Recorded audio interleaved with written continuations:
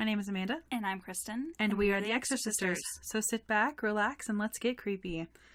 Welcome to episode 29, and in this episode we are going to be discussing the OG zombie movie, Night of the Living Dead, released in 1968.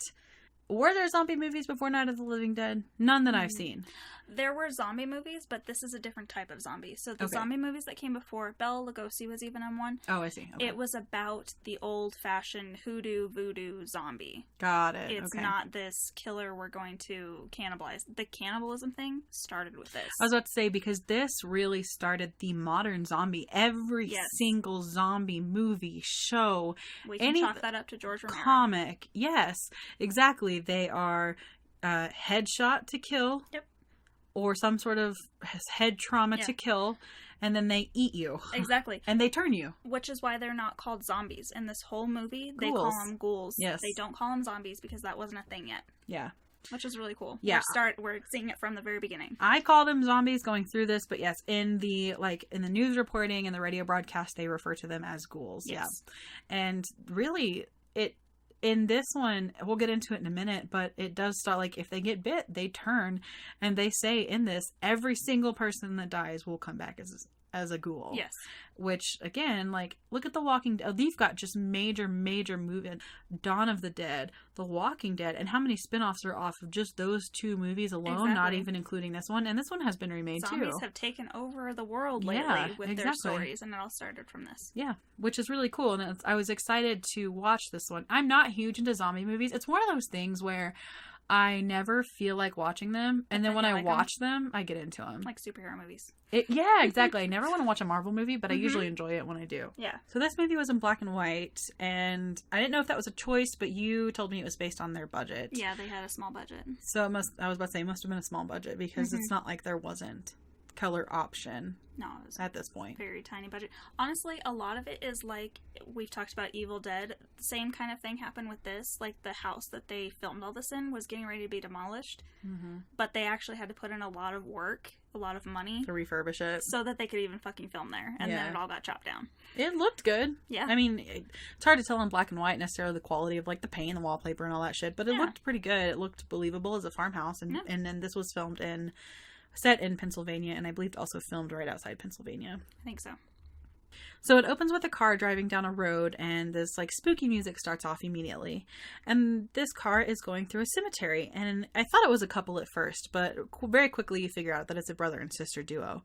And they stop and talk about moving one of their mothers to a graveyard where they are moving. And then John is complaining about driving out there just to put a wreath on a grave marker. And before John gets out of the car, the radio comes back on because it hasn't been on. And it says they are coming back to the air after a technical problem. And right off the bat, John complains a lot. And they're out there late, and Barb's like, well, if you would have just woken up earlier, we wouldn't be out here so late. So they're bickering like brothers and sisters do. And he tells Barbara to hurry up as she's spending time at this gravesite, this family gravesite. And he's like, hurry up, let's go. He's not very patient. And he talks about how they used to go out to the graveyard as kids and they get scared. And then you get that they're coming for you, Barbara. And they're going to get you. And then they see a man. So, okay, I do have to say real quick, this movie starts off immediately. Yes. There's not build up. There's no things are being weird and we're not sure what's going on. It starts like that. There's no waiting around, and it's pretty actiony the whole almost hour and a half runtime. How fucking creepy too, though. You're just in the graveyard with your brother, you think you're doing fine, there's this random dude over there, and then he tries to bite you, and then you're being chased. Yeah. Jesus Christ. Yeah. And as he's joking about somebody coming for you, and he has no idea. Yeah. Like you said, it attacks Barbara. And because John even jokes he's one of them, and the man actually attacks Barbara when she goes over to apologize for her brother being an asshole. And then John, of course, comes to tussle with it and falls and hits his head on a gravestone and gets knocked out. And what also was kind of confusing in this movie was you've got meat right there knocked out and you're going for the one running away. Right. What about that one? Right. Just go back to that one. But, we need a chase scene. We need to get scares going here. And the zombie walks away from him and goes for her. And she runs away and falls. And I made a note, oh my God, instead of putting her heels back on, she just kicked him off. why didn't that set a precedent for movies? Right? Because it's like one of the only ones where she loses a shoe and she's not like, oh my god, my shoe. And she also kicks her heels off. She's like, I can't run this bitch. Out of here. Yeah. And she gets in the car, and the zombie is beating on the window, and it moves quickly, and the zombie beats the window in with a brick. So not only are these ghouls / zombies just coming at her incessantly, they can problem solve. Yes. They take a brick, and he takes a brick and tries to put it through a window so he can get to her, and he does. And she takes off, and she's dragging the zombie for a minute, but eventually loses it. And for some dumb reason, like, she's not even going that fast. She just, like, sideswipes a tree. Okay. Yes, you're correct in the movie part, but I'm going to defend Georgia Romero for a moment. All right, go for it. And what happened was they were so low budget that was, like, someone's mom's car, and she got sideswiped previously, so it was going to mess up the continuity of the rest of the film, so they just wrecked it, and... Because it was a real dumb, like... Really? It was. You're just gonna it at was, like but they 5 had to get miles rid of an the hour car. sidewipe that fucking tree. That makes more sense though. Yeah. But in the movie, it's like, exactly. Are you serious? So she runs to a house and bangs on the door, and no one answers. And she sees this ghoul still coming for her, and so she runs into the random house and locks herself in. This is one of the only occasions where I support just running into some random farmhouse Right? in the middle of nowhere. Zombie outbreaks. Yes. Don't wait for them to be like, who is it? Just get in the fucking house. Because somebody's going to eat you out there or they're going to kill you inside. Doesn't really matter. Exactly. At least inside you might have a chance because out here you don't. And so she's slinking around the house to explore, and she's kind of taken aback by all the taxidermy in one of the rooms. She's already freaked out, so everything is just kind of freaking her out even more.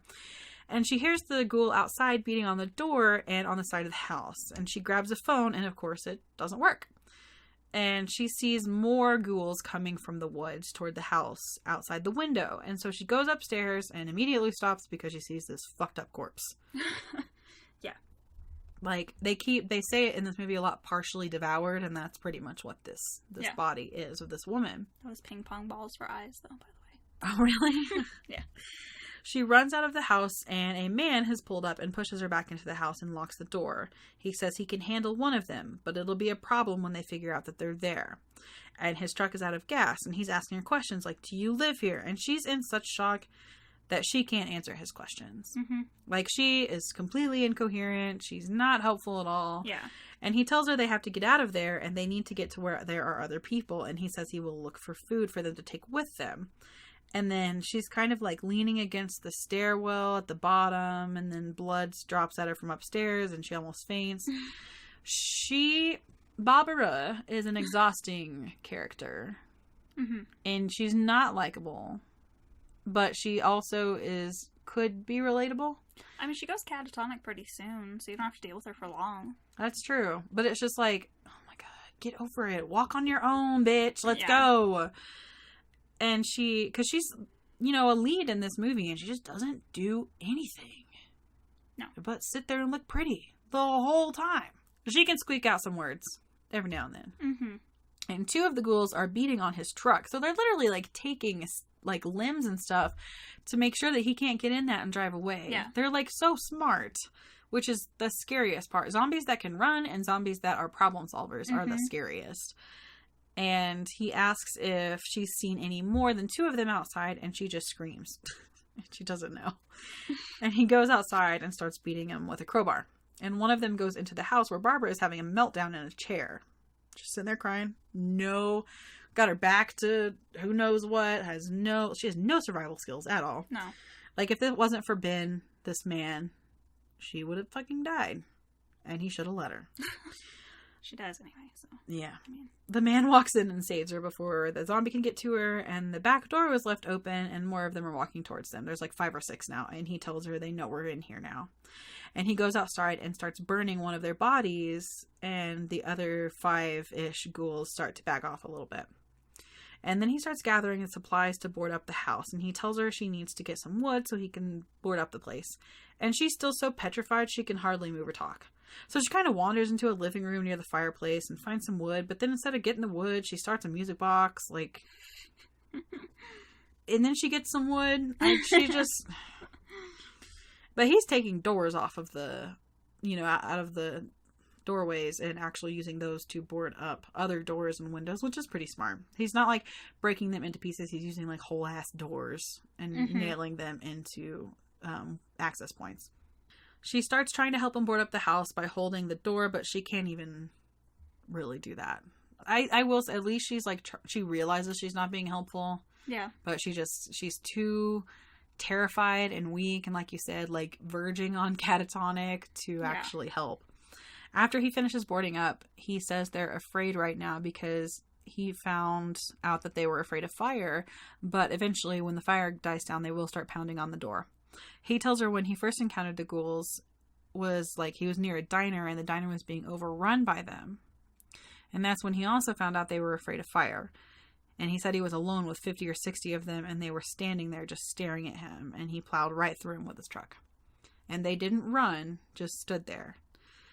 And then she tells him about losing Johnny when they were putting a wreath on their father's grave, and then they saw one. As she tells the part of being grabbed before Johnny intervened, the man can tell, as the more she goes into the story, that she's losing it more and more and more.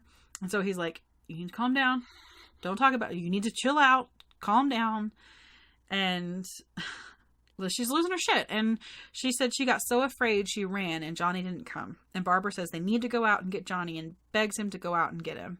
And he tells her that Johnny is dead. And she slaps him. And then he punches her. I love that. And passes some out. Crazy bitch is starting shit. Yes. Yes, exactly. Get her gone for just a second. Yes. Not saying kill her, but... And I love the in charge hero. Like, yes. Not that I'm going to coddle you for a second and then we're going to die. Get your shit together, Barbara. Yeah. We don't got time for this. We're going to die. Exactly. He lays her on the sofa and turns on the radio. And the radio says they will broadcast 24/7. So this is also kind of unique to this zombie movie, though, because in a lot of them, the broadcasts go dark. But not in this one. Society is still somewhat functional. They're just trying to figure out how to fight this. Yes. So there is an epidemic of mass murder being committed by unidentified assassins, is what they say. And the radio also says they urge people to stay where they are and to not venture outside. So Ben sets a living room chair on fire, and he keeps lighting these fires to keep them more or less away from the house.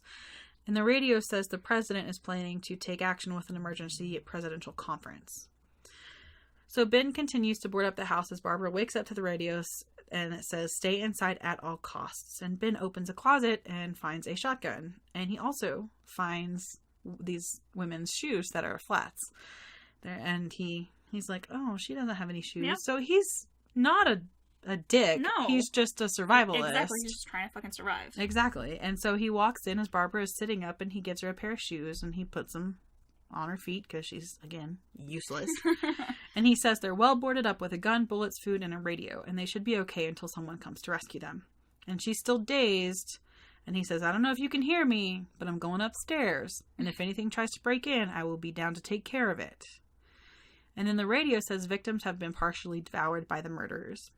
And then Ben goes upstairs and drags the lady that owned the home that was partially eaten away, out of the hallway. Barb is listening to the radio, continuing to talk about people being eaten, and the killers are eating the flesh of the people they kill. And it keeps reiterating that point. They're eating them, they're eating them, they're eating them.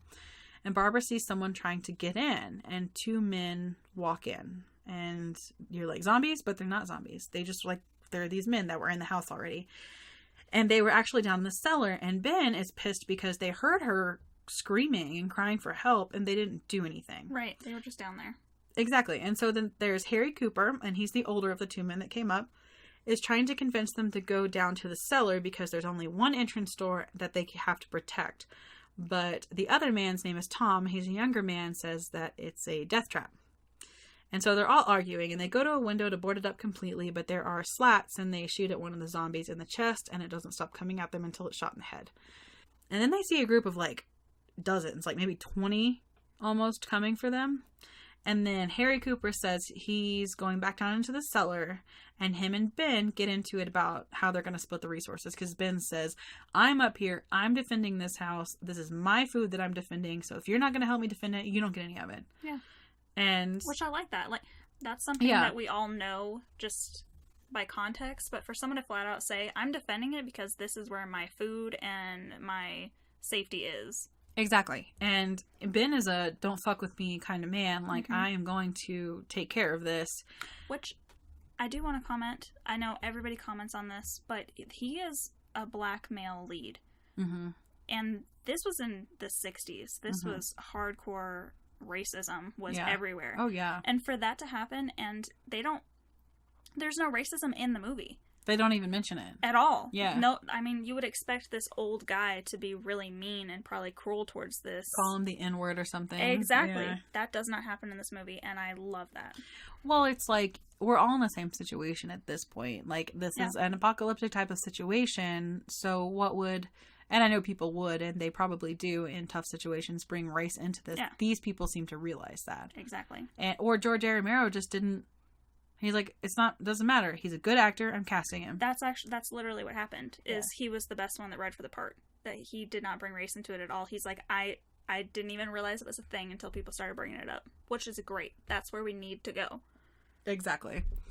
And, I will say too, try not to get too political on this podcast, but there is a lot of, especially horror movies, that it's a very whitewashed genre. Jordan Peele really coming in. Exactly. He's doing a lot of good. And then you have the stereotype of the black man's first one to die. He lasts till the end. Exactly. And that was early. Mm-hmm. So it's cool to see that representation, especially in early horror, when if you really saw, even before this, black people in film, they were usually the butt of the joke. Exactly. I know that sounds awful, but it's true. Yeah. And so to get this representation in the 60s is setting a really great precedent, even in this small movie that then became a huge movie, just for the genre in general. A woman comes up from the cellar, and her name is Judith, or Judy, and it is Tom, the younger man's wife. And, they say they're going to stay upstairs. So Harry Cooper barricades the cellar, and Tom tries to convince him from the other side to stay up there with him so they can stick together. What Judy's wearing, though? I don't remember. It's literally just jeans and a shirt and a denim jacket. Oh. I love this movie. Like, watching it now, it doesn't feel dated. There aren't those crazy 60s.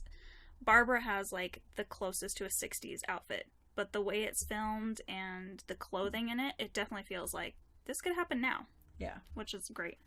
Barb is over there still being useless and unresponsive. Yeah. And Mr. Cooper down in the cellar with his wife Helen, and they have a sick daughter. She's young, maybe like 11. Her name is Karen, and she's sick with something. We don't know. We can assume, because we know zombie movies by now, that she got bit. But back then, they had no knew, idea. Yeah. Which is so cool. Yeah. It had to have been so amazing to watch this movie and not know what was going to happen. Exactly. We know now. Yeah, of course, because it's the formula that was created by this movie. Yes. Helen says that she feels warm, and she thinks she may just be in shock because of everything that's happened. And Helen is really snide with Harry and telling him it's only important for him to be in the cellar because he wants to be right, because he already took that stand. And she's mad because there's a radio upstairs. She's like, there's a radio upstairs and you boarded us up down here? And Helen tells him to take the boards down because they'll be locked away without any communication. Helen says, we may not enjoy living together, but we're not going to die together. Like, so their marriage is... Oh, yeah. She hates him. Yeah. And which is good, because she needs to, like, take charge of the situation. Mm-hmm. Tom yells at them that they found a TV upstairs, and then that's, like, the last straw for Helen. She's like, okay, we're going upstairs. Mm-hmm. And Helen says they'll come up if someone can go down with Karen. So Judith goes downstairs to stay with Karen. And Helen sits across from Barbara and lights a cigarette after Tom says her brother was killed. And she's like crazily tracing like lace on like a little, looks like a doily, but it just lays on the couch. She's like tracing it with her finger. And Helen lights a cigarette and she just looks terrified of her for some reason. Also, they say like, oh, her brother was killed by him. Like, so many times, like, right in front of her. It's like, y'all are insensitive as fuck. Clearly, that's why she's over there going fucking crazy, and y'all are just like, her brother died. Like, Jesus. Not just be like, hey, her brother's dead. Don't mention it, because obviously she's losing her shit. Like, no, none of that. Harry comes up and complains about the windows, and Helen yells, why don't you do something to help somebody? So she's getting him. She's like, stop bitching. Just do, like, come on. Like, stop being an asshole. Actually put forth effort into surviving here. Exactly. They turn on the TV and hear a report of what is going on with people being eaten. The news report speculates that a high amount of radiation from a satellite explosion may be causing the killings and the mutations. A professor feels that the radiation is definitely the cause, as he believes it caused the mutations, and they recommend anyone injured seek medical attention immediately. Ben asks how sick Karen is and tells Helen to go downstairs with her, and Judy is summoned upstairs. The news report tells of a corpse missing its limbs, all of its limbs, becoming reanimated, and that people only have a few minutes to burn the bodies before they come back to life. So people are starting to figure this out and get this information out to the mainstream. Yeah. Which is cool. Because again, in modern zombie movies, you don't really see that because media tends to make it even scarier. Media tends to go dark pretty quickly. Well, I know that this is a continuation. So we have Night of the Living Dead, Dawn of the Dead, and Day of the Dead. It's like it's supposed to be like a continuation of the outbreak. So it makes sense if this is the beginning of the outbreak, how we still have television. Yeah. I have not seen the others, so maybe I'm wrong. Maybe I'm speaking out of turn right now, but I'm assuming that we get more into the no media coverage in the others. I know you do in like Dawn of the Dead. Okay. You have seen that? I have seen part of the old one, and I have seen the 2004 remake, yeah. Which is, of course, a little different, but... Ben tells them to head to the fruit cellar to get bottles and jars because he wants to make Molotov cocktails. And they come up with a plan to throw the Molotov cocktails right now. I know. While everyone gets in the truck so they can get to a rescue center, but they have to gas up the truck first. And Judy and Tom are talking about leaving, and Judy doesn't want to because she says, they're safe here. And Tom convinces her it's the right thing to do, and she's just worried about him having to go outside and get the truck ready. Back in the living room, they all tell Barbara she has to go downstairs so they can leave. And she hasn't talked at all, but as soon as they say we're going to leave, she says she would like to leave. I would like to leave. And so she agrees to go downstairs. And then Ben and Tom get ready to carry out their plan and go outside, and Harry gets ready to throw the Molotov cocktails from upstairs so he can give them a little bit of coverage. He starts throwing them, and the ghouls disperse a little bit from fear. And then Tom runs out to the truck. Okay. And Judy runs out to be with her husband. I get it. Mm-hmm. I get it. That's your partner. That is the man you love. You don't want him to go without you. But don't throw a monkey wrench into a plan that is so vital to survival, because you're just going to fuck it up for everybody. Also, at that point, you couldn't have even done it before they walked outside the door. No, it's as they're out there already fighting these off. Yeah, she runs out there. That just gives them someone else to worry about. Ben's get in the truck. He's like, I was gonna sit there, but I guess go ahead. Yeah, I mean they die anyway. But I'm sitting there as soon as she ran out on the porch. I'm like, fuck, he's gonna get out of the truck. He's gonna get caught by one. He doesn't, but they die pretty quick anyway. Yeah, exactly. And then Ben lets her into the truck and gets in the bed of it with a burning post, and so basically the truck explodes. And it gets caught on fire. And Ben sees that he's in her fucking jacket. She gets her husband fucking killed. Her in her fucking jacket. Yeah. So they get stopped, and then he gets out, and her jacket's fucking stuck. So he goes back to save her, and the whole thing fucking blows up. That fucking jacket. If you had stayed in the fucking house, it wouldn't have happened like that. The zombies end up eating the burnt stuff in there, and that's ham covered in chocolate sauce. Interesting. People were gagging. Oh, I bet. When they were actually eating it, they were like, this is disgusting. Yeah. And so Ben is now out in the elements. So they aren't too far from the house, but they did end up out where he's a little gotta bit. Fucking get back now. Exactly. And he sees that there are so many zombies, and he's surrounded. But he somehow makes it back inside the house and needs Harry's help. But Harry runs away like a coward when he's trying to keep them out. Well, he needs Harry to open the fucking door. Yeah. And he manages to get in anyway, and he knocks him out. It's great. Dude. He beats the shit out of him. I was about to say, he does eventually come back to help him reboard up the door, but then afterwards, Ben punches him for abandoning him and abandoning the plan. Yep. And then, punches him, a bunch of times. Yeah. Not just one, and we're over it. No, over and over, and just wailing on him. And then it cuts to the truck, and the zombies get pieces of Tom and Judy, and they start fighting over them, and then there's nasty sounds of them eating, that sloshy, chewing. Mm-hmm. Ugh. And then it cuts to the house, and they're waiting another 10 minutes, because there is a broadcast coming at 3 o'clock, and Barbara is still being fucking crazy. She's like, 10 minutes? That's not that long. She's just being, again. Oh, yeah, she's done lost it. She's some dead weight. Y'all need to just cut your losses. Be like, I know psychologically something happened and you snapped, and I'm sorry about that. But if you don't snap out of it, I'm gonna leave you behind. You're gonna get et. Yeah. And honestly, she's pretty zombie-ish anyways. Exactly. So, she's just not that much of a threat to them. Ben says they should try to get back to the Cooper's car, but Harry says it's too far and they can't get Karen that far because obviously she's sick and they'd have to carry her. Yeah. And they say she was bit by one of the zombies when Ben asks, like, why? What happened to her? And Barb tells them she has a car. She's like, I have a car, but you won't be able to start it. She's like, like... Johnny has the keys. That's all she keeps saying over and over again. But you drove it and crashed it. But Johnny has the keys. Well, you're going to see Johnny soon, so maybe ask him. A news report comes on that they were waiting for says the radiation is increasing and all who die will come back to life to seek human victims unless they are burned or shot in the head or killed with a heavy blow to the skull. Kill the brain and you kill the ghoul. This movie is a little less apocalyptic, as there are, like I said, a lot of people out on the streets killing them, some led by police. So there are these people doing interviews with these, like, civilian militias and these police leading them. Yeah. And they're just going from, like, town to town, just taking them out as they see them. So it's not necessarily, like, yes, people are panicked, but it's not like mass hysteria like you see in a lot of these movies. There are people coming up and organizing themselves to try to take out some of these hordes of zombies. As they're all watching the TV, the power goes off. And Ben wants to go look for the fuse box, but Harry says the power lines are down. He tells Helen after Ben walks out of the room that he needs to get the gun from Ben because 2 people have already died on his account. I'm sorry. Were you of any help in any of this?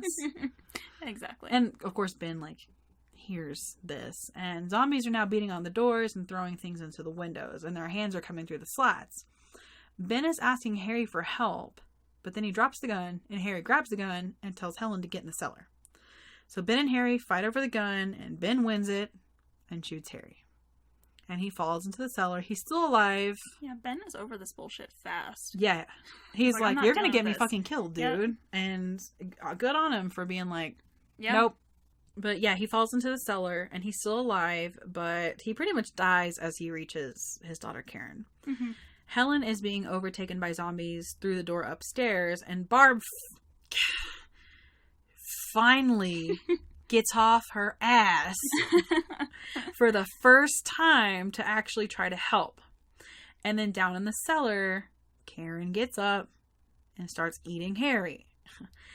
And then Helen goes down there and Karen starts moving towards her. And this is a pretty brutal death. Yeah. Her little girl, who's between like 9 and 11 and is now a ghoul, grabs a little trowel, exactly, and fucking stabs the fuck out of her. And over and over. Because, like, a lot of zombie movies, they just start biting. Yeah. But she's like, no, I need to kill her first. So she, again, problem solves. She's like, okay, there's this, it's pointy, and I'm going to stab her, and then I'm going to eat her. Yeah.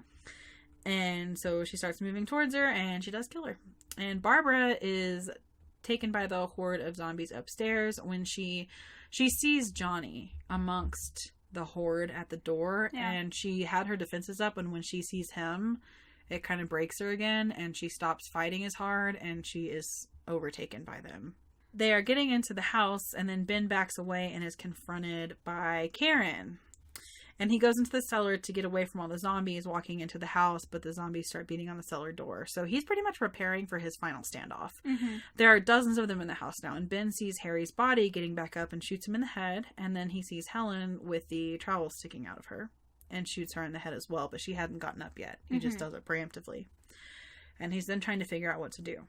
And a helicopter lands in a field in the area, and there are police and a militia gathering, and they say they are going to check out a house that's in the area. So it's like, if they had just lasted 20 more minutes, they would have had this whole rescue team coming to get them. Yep. Which is really, that's always how it goes, right? Ben is nodding off from the cellar as he hears the dogs barking, and the cops start shooting at the zombies. And Ben realizes they would have heard the rescue team if they had been in the cellar in the first place. That's what I think. Because he was fighting so hard against Harry for not being in the cellar. Yeah. And if they had just gone into the cellar, because he was like, we're not going to be able to hear. He clearly hears the rescue team and the dogs. So he's like, fuck. Because he's the only one that's alive now. Yeah. He's the only one that's made it this far. And for no fucking reason. So Ben makes it upstairs to the rescue team. But someone on the militia team gets excited and shoots him and kills him, thinking he's a zombie. So he got killed for no fucking reason, just by another human that got a little antsy on the trigger there. And then it cuts to snapshots of the team coming into the house and finding everyone dead, and the end. Yep. So we have no one of our little party that survived. Not a single one. Yep. And it really, like, goes to show you, like, if they had just communicated and worked together and gotten along, but no, our human nature is just so shitty. Like, our instincts are just not that good when we're in with a bunch of people that have different ideals than ourselves. We don't often put aside our ego to work together, even in the midst of something like that could save our lives. Clearly, it killed, really, their lack of working together killed all of them. Yep. Where they could have really just, they could have survived that. Yeah. This was one of the last movies to be released without a rating.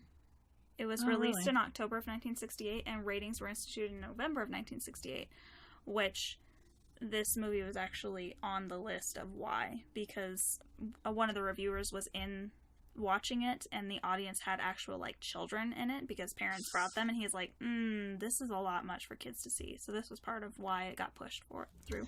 I will say, if you see a movie that says Night of the Living Dead, maybe not appropriate for young children. Yeah. Just saying. You can get a lot from the title, people. And, you know, they even had trailers in the 60s. Yeah. So, like, God, people need, like, their hands held, like, oh, if your kids are under 13 or 17, they shouldn't go see this gory monster movie. Just saying, now we have to have a whole rating system. It's kind of funny. I can cut this out if you want, but it's kind of funny that baby boomers are so upset that it's our generation that needs to be treated like snowflakes. But y'all needed a rating system. Just saying. Well, and you know, but it's also interesting. I like it now because, like, rated R movies, if they're under 17, they can't come in without a parent, so we don't have, like, kids coming into rated R movies. That's always the best. That's good. Like, and then that also can kind of, like, PG-13 horror movies can go one of two ways. They can be really good, like Exorcism of Emily Rose. Or they can be really bad, like Bye Bye Man. Exactly, like Bye Bye Man. Yeah, and so it could go either way with a PG-13. Usually a rated R, if for no other reason, is going to be entertaining because it's at least gory or something, like in the horror realm, or it's just that scary or sadistic. So, you know, that's why when a movie comes out that's a horror movie and it's PG-13, I'm like, okay, exactly, whatever. Because I think Brightburn this year was rated R. I think Us was rated R. I know. I think Ma was rated R. It's hard to remember, but like I think most of the ones that we watched this year that were rated R. But anyways, yeah, I like this movie. I would probably put it up there. It's probably not something I would watch like over and over and over, but I liked it, and I'd probably give it like a 3.5 to a 4. Yeah, I like this movie. I'd probably give it a 5 if I had the nostalgia attached to it. Yeah. This started the precedent for all zombie movies, so exactly. that's got a lot cool, to it. Yeah. The background of movies gets me more sometimes, but I would definitely give it a solid 4. Probably not a 5, but 4. Yeah, that's fair. So again, thank you guys for listening. As always, we appreciate it more than you could ever know. If you would like to hang out with us on our social medias, you can search the Exorcisters podcast on both Facebook and Instagram, and we should pull up for you. You can find us on Twitter at the Exorcisters. If you want to talk to us about anything, have any recommendations, or just want to reach out, it's really easy to get a hold of us at theexorcisters@gmail.com. And you can find all of our episodes, including blog posts and connections to IMDb and our ratings for these movies, on our website, exorcisters.com. And next time, to avoid fainting, keep repeating, it's only a movie, only a movie, only a movie. Till then, stay creepy.